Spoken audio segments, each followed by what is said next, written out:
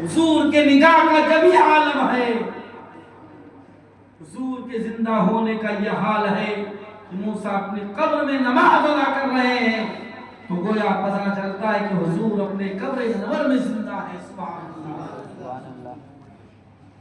اور ایک ایسے مقام پر پہنچے جو مدینہ ہے جہاں پر حضور علیہ السلام کی آخری آرام گاہ ہے۔ حضرت جبریل عرض کرتے ہیں یا رسول اللہ یہاں پر آپ نماز ادا کریں، یہ شہر آپ کا آخری آرام گاہ ہوگا، آپ مکہ سے ہجرت کر کے آپ یہاں پر تشریف لائیں گے۔ اللہ اکبر۔ یہ سفر جاری رہا، سفر چلتے رہے اور جب مسجد اقصی پہنچے حضرت جبریل نے ایک پتھر پر انگلی لگا کر کے ہول کر دیا، چھید کر دیا۔ آج بھی وہ پتھر موجود ہے جس جگہ براق بنا گیا تھا۔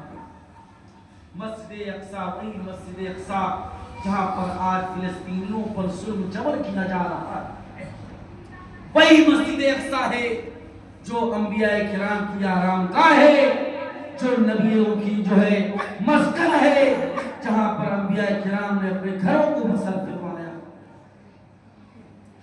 گویا آج ایک آدمی کو اگر 100 آدمی کو اکٹھا کرنا ہو تو سوشل میڈیا کا زمانہ، نیٹ کا زمانہ، ایک آواز پر سب کے کانوں پہ آواز پہنچ جائے، لیکن اس دور میں، اس زمانے میں کوئی نہ سوشل میڈیا ہے، نہ کچھ ہے، نہ وائرلیس ہے، بلکہ دیکھا گیا تاریخ گواہ ہے۔ حضور فرماتے ہیں جس وقت مسجد اقصی میں پھر سواری پہنچی وہاں پر 1,00,000 کم بیش 24,000 انبیاء کرام جلوہ افروز ہے۔ سبحان اللہ۔ حضرت آدم علیہ السلام سے لے کر حضرت عیسیٰ علیہ السلام تک سارے انبیاء موجود ہیں۔ گویا ایک خاص نمازیں تھی خاص انبیاء کرام کے لیے۔ مسجد اقصی میں حاضر ہونا اس بات کی گواہی دیتا ہے کہ تمام انبیاء کرام اپنی قبروں میں زندہ ہے۔ سبحان اللہ۔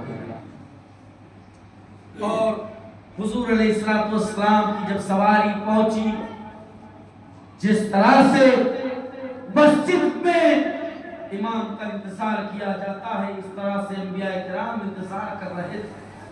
حضرت جبریل پہنچے، اذان دی اور حضور کا ہاتھ پکڑ کر کے مصلی امامت میں کھڑا کیا گیا۔ سبحان اللہ۔ اور جبریل فرماتے ہیں یا رسول اللہ یہ انبیاء کرام کی نماز ہے، اس کی امامت کے حقدار آپ ہیں۔ ایک تاریخ میں ہے، ایک روایت میں ملتا ہے کہ آپ عشاء کی نماز پڑھائے ہیں، اور دوسری تاریخ میں ملتا ہے کہ آپ نے فجر کی نماز ادا کی۔ لیکن چاہے عشاء کی نماز ہو یا فجر کی نماز ہو، تمام نمازوں میں جو نماز پڑھائی گئی اور تمام نمازوں پر بھاری ہے۔ حضور علیہ السلام کا یہ سفر حضور علیہ السلام کا بڑا انمول سفر ہے، اور وہاں پر نماز پڑھانے کے بعد تمام آدم سے لے کر عیسیٰ علیہ السلام ایک بعد دیگرے کھڑے ہوتے رہے اور اللہ تعالیٰ کی حمد و ثنا بیان کرتے، اپنے فضائل بیان کرتے، حضور کی سیرت بیان کرتے۔ گویا پتہ چلتا ہے کہ یہ بیان کرنا انبیاء کرام کی سنت مبارکہ۔ یہ محفل میں اکٹھا ہونا، تمام لوگ بیٹھے ہوں، ایک آدمی کھڑا ہو کر کے بیان کرے، یہ انبیاء کرام کی سنت مبارکہ۔ اللہ اکبر۔ اور یہ سفر حضور رحمت عالم صلی اللہ علیہ وسلم کا براق پر جب یہ سفر پورا ہوتا ہے، آپ نماز پڑھا کر کے براق پر سوار ہوتے ہیں اور ایک آن واحد میں پہلے آسمان پر تشریف لے جاتے ہیں۔ جو حضور فرماتے ہیں کہ ایک آسمان سے دوسرے آسمان پر جانا گویا 500 سال لگاتار سواری کو دوڑایا جائے تب جا کر کے دوسرے آسمان پر وہ پہنچے گا. لیکن حضور کی رفتار دیکھیں, حضور کا جانا دیکھیں, مسجد اقصی سے پہلے آسمان پر پہلے عہد میں پہنچ جاتے ہیں. آپ نے جب وہاں پر پہنچے تو جبریل نے آسمان کے دروازے کو کھٹکھٹایا اور اندر ادھر سے آواز آئی ہے, کون ہے؟ کہا میں جبریل. کہا تمہارے ساتھ کون ہے؟ کہا میرے ساتھ محمد صلی اللہ علیہ وسلم. حضرت جبریل امین کے ساتھ میں دروازہ کھولا گیا. حضور پہلے آسمان پر داخل ہوئے. وہاں پر حضرت آدم علیہ السلام سے ملاقاتیں ہوئی اور دیکھا کہ وہ نماز پڑھ رہے ہیں. حضور نے ارشاد فرمایا گویا میرے آقا کو سب پتہ ہے, پھر بھی جبریل سے پوچھ رہے ہیں اے جبریل یہ کون بزرگ ہیں جو دائنی طرف اپنے سر کو پھراتے ہیں, دائنے کندھے کی طرف پھراتے ہیں تو مسکرانے لگتے ہیں اور بائیں طرف پھراتے ہیں تو رونے لگتے ہیں, وجہ کیا ہے؟ حضرت جبریل امین عرض کرتے ہیں یا رسول اللہ ان کا نام آدم ہے. یا رسول اللہ یہ اپنے بیٹوں کے لیے رو رہے ہیں. جب دائنی طرف گھماتے اپنے سر کو تو جنتیوں کو دیکھ کر کے ہنسنے لگتے ہیں اور جب بائیں طرف گھماتے ہیں تو جہنمیوں کو دیکھ کر کے رونے لگتے ہیں. اللہ اکبر. حضور کی بارگاہ میں جبریل عرض کرتے ہیں یا رسول اللہ ان میں آپ کی امت بھی موجود ہے. اللہ کے رسول صلی اللہ تعالی علیہ وسلم کی آنکھوں سے آنسو روا ہو جاتے ہیں اور رب کی بارگاہ میں دعا کرتے ہیں مولا تو میری امت کے گناہوں کو بخش دے, میری امت کے گناہوں کو بخش دے. مولا میری امت بڑی گنہگار ہے, سیاہکار ہے, میری امت کے گناہوں کو بخش دے. اللہ نے ارشاد فرمایا محبوب رونے کا وقت نہیں ہے بلکہ میں یہ چاہتا ہوں, ہمارا مقصد یہ ہے کہ محبوب اس سفر پر تم خوش ہو جاؤ. ان کو سیر کرانے کا مقصد یہ ہے یہاں تک کہ پہلے آسمان, دوسرے آسمان, تیسرے آسمان, چوتھے آسمان, پانچویں آسمان, ساتویں چھٹے آسمان, ساتویں آسمان پر اور ایک کے بعد دیگرے آسمانوں پر جاتے رہے. حضرت نوح سے ملاقات ہوئی, حضرت سیح سے ملاقات ہوئی, حضرت عیسیٰ سے ملاقات ہوئی, حضرت ابراہیم سے ملاقات ہوئی. گویا انبیاء کرام کی لائن لگی ہے. ملاقات کرتے ہوئے جب لامکا سدرۃ المنتہا پر پہنچے, شاید سعدی فرماتے ہیں اگر یکسر موئے برتر پرم فروغ تجلی بسوزت پرم.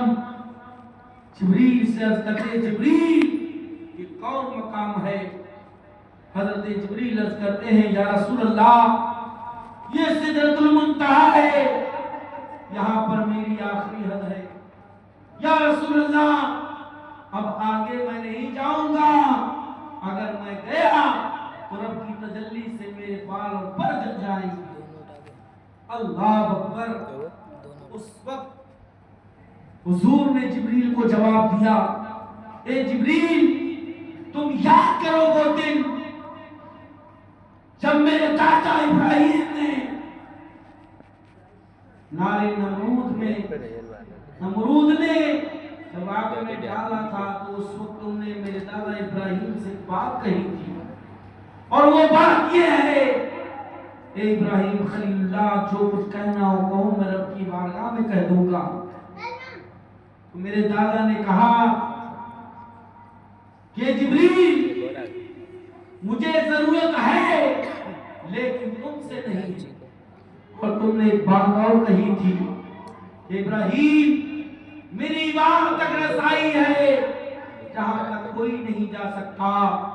आज जिब्रील मैं तुमसे कहता हूं अब मेरी वहां तक रसाई है जहां तुम्हारी रसाई नहीं। अल्लाह अकबर। हजरत जिब्रील जो सिदरतुल मुंतहा पर आखिरी रुक जाते हैं और वहां पर अल्लाह ताला ने नूर का रफ भेजा और वहां से हुजूर रहमत आलम सल्लल्लाहु ताला अलैहि वसल्लम लामका तशरीफ ले गए। लामका वहां पर कोई संत नहीं, वहां पर कोई कोना नहीं, वहां पर कोई जहत नहीं। अब हुजूर कहां गए, किधर गए, किसी को पता नहीं। अल्लाह जानता है, लश्कर सुन जानता। अजीजान गिरामी, ये सफरे मेराज एक एक लाइन पर एक एक हजार हिकमतें, एक एक लाइन पर एक एक हजार हिकमतें हैं। अगर बयान किए जाएं जरूरत है। मैं तो ये समझता हूँ कि आज शबे मेराज है, हमें और आपको चाहिए कि आज शबेदारी करके अपने वक्त को निकालना चाहिए। रब की बारगाह में सजदा करना चाहिए, रब की बारगाह में रब को राज़ी करने के लिए कुरान की तिलावत करनी चाहिए। हमसे जो कज़ा नमाजें हो गई हैं उम्र में, उन नमाजों को दोहराना चाहिए, नफल नमाज अदा करना चाहिए, शबेदारी करके सेहरी खा करके शुरू का रोज़ा रहना चाहिए। हदीस पाक में है, जिसने रजब मुरज्जब के महीने में एक शब क़याम कर ले और सुबह रोजा रख ले, सरकार फरमाते हैं गोया उसने एक साल रोजा रखा और एक साल रात में क़याम फरमाया है, उसका सवाब उन्हें अता किया जाएगा। अज़ीज़ान गिरामी, हदीस में है, जिसने सब बेदारी की अल्लाह ताला उसके सारे गुनाहों को माफ फरमा देता है। अज़ीज़ान गिरामी, नफ़ल नमाज़ें अक्सर लोग पूछते हैं कि नफ़ल नमाज़ें किस तरह से अदा करें। जिस तरह से आम नमाज़ें अदा करते हैं इसी तरह से वो नमाज़ें भी अदा करें। दो दो रकात करके सूरे फातिहा के बाद जब आप नियत बांध लें, नियत बांधने के बाद सूरे फातिहा पढ़े। सूरे फातिहा के बाद जो सूरतें आपको याद हो वो पढ़ करके अपनी दो रकात नमाज मुकम्मल करके रब की बारगाह में दुआ करें। जिस मकसद के तहत नमाज पढ़ेंगे अल्लाह ताला उन मकसदों में कामयाबी कामयाबी अता फरमाए। सबसे बेहतर काम तो ये है कि आप अपनी कज़ा नमाज़ें अदा करें जो हमसे और आपसे कज़ा हो चुकी है, जाने अनजाने में, भूलने में उन नमाजों को अदा करें। मिसाल के तौर पर हमसे जो नमाज अदा होती है वो हमारे कर्ज है, कर्ज हम कर्ज है, उस कर्ज को पहले अदा करो, फिर नफल अदा करो, फिर तहज्जुद अदा करो, कुरान की तिलावत करो, तस्बीह और तहलील में लग जाओ, कुछ निकाल करके आराम कर लो, उसके बाद तहज्जुद अदा करो और सुबह फजर की नमाज जमात के साथ अदा करो। सुबह फजर की नमाज जमात के साथ अदा करो। अज़ीज़ान गिरामी, अल्हम्दुलिल्लाह मेराज का वाक़या तो साल के 12 महीना कहीं न कहीं किसी न किसी मोड़ पर जरूर बयान किए जाते हैं, आप सुनते रहेंगे। एक आखिरी वाक़या मैं आपको सामने पेश कर दूं। हुजूर अलैहिस्सलाम मेराज शरीफ से जब वापस आए सुबह में, मेराज का दूल्हा ओहदा इतना लंबा, इतनी ऊंची शान, एक खातून हुजूर के घर के सामने से ऊंची बोतली गठरी लेकर के जा रही थी। हुजूर बाहर तशरीफ लाए और फरमाते हैं कि खातून क्या ये वजन है, मैं आपका उठा दूं?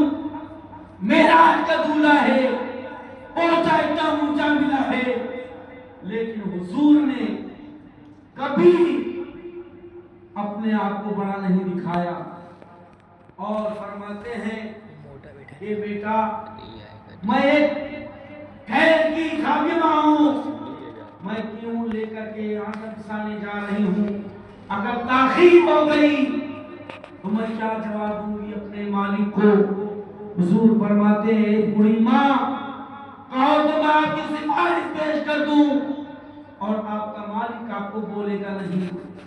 حضرت کے آنے سے آپ کا ذہن بڑھ گیا ہے، درود شریف پڑھ لیں، آسان ہے، طبیعت خوش ہو جائے گی۔ بڑی خاموشی کے ساتھ آپ نے درود پڑھا، میں نے سنا ہی اللهم صل على سيدنا شفيع نبينا محمد وعلى اله وصحبه مالك رسول الله صلى الله عليه وسلم نیداری کرے اس طرح سے میں نے کہہ دیا کہ میں نے سنا نہیں، کہ حضور کہہ دیں گے کہ میں نے سنا نہیں، پھر کیا ہوگا؟ اس وقت کچھ بات بنے گی نہیں۔ حضور فرماتے ہیں جس نے سجدے پہ درود پڑھا اس کا درود میرے پاس پہنچایا جاتا ہے اور اس درود پڑھنے والے کو میں دیکھتا بھی ہوں۔ سبحان اللہ۔ حضور فرماتے ہیں خادمہ خاتون اور تمہارے مالک کے پاس میں چلوں اور تمہاری سفارش پیش کروں تاکہ تمہارا مالک تمہیں بولے نہیں، ڈانٹے نہیں۔ حضور نے وزن گٹھری کو اٹھایا اور اس خاتون کے ساتھ چلتے رہے۔ جب اس کا مکان آ گیا، مسلمان نہ تھا، غیر تھا، فرماتے ہیں کہ جب میں اس کے دروازے کے قریب پہنچا تو وہ دروازے سے باہر آیا، فرمایا آپ کون ہیں؟ کہا کہ یہ خاتون آپ کی خادمہ ہے، میں نے اس کی پریشانی دیکھی تو میں اس کی گٹھری لے جا کر کے آپ کے پاس آیا ہوں، اس کو نہ بولنا نہ ڈانٹنا، بوڑھی ہو چکی ہے، میں اس کی سفارش کے لیے آیا ہوں۔ اللہ اکبر۔ حضور رحمت عالم صلی اللہ علیہ وسلم کا یہ معجزہ دیکھ کر کے وہ گئے۔ زبور اپنی کتاب، اس زمانے میں لوگ زبور، توریت، انجیل کی تلاوت کرتے تھے، گیا کتاب کھولا اور دیکھا اس میں باقاعدہ حضور کا کی خدمت کرنا موجود ہے۔ سبحان اللہ۔ اور اس نے آ کر کے کہا کیا آپ کا نام محمد ہے؟ سبحان اللہ۔ کیا آپ بھی ایک قریش سے تعلق رکھتے ہیں؟ کیا فلاں ہیں؟ کیا آج رات آپ نے زمین سے لے کر کے آسمان تک کا سفر فرمایا ہے؟ سبحان اللہ۔ حضور نے ارشاد فرمایا ہاں میں نے سفر فرمایا ہے۔ وہ جو کل کافر تھا اب وہ حضور کو دیکھ کر کے کلمہ پڑھ کر کے مسلمان ہو گیا۔ حضور کا یہ سفر بتایا میں نے، منہ چھوٹا اور بات بڑی ہے، کیسے پڑھے ہم نعت نبی، منہ چھوٹا اور بات بڑی ہے، یہ قصہ لطیف ابھی ناتمام ہے، جو کچھ بیان ہوا وہ آغاز باب تھا۔ واخر دعوانا ان الحمدللہ رب العالمین۔ عزیزان گرامی، جیسا کہ میں نے بتایا یاد کے بعد شب بیداری کر کے گزارے، لو لیل سے بالکل پرہیز کرے، جو وقت ملے آپ مسجد میں اپنے گھر پر بھی جو ہے شب بیداری کر کے رب کی رضا حاصل کر سکتے ہیں۔ واخر دعوانا ان الحمدللہ رب العالمین۔ السلام علیکم، کھڑے ہو سلام۔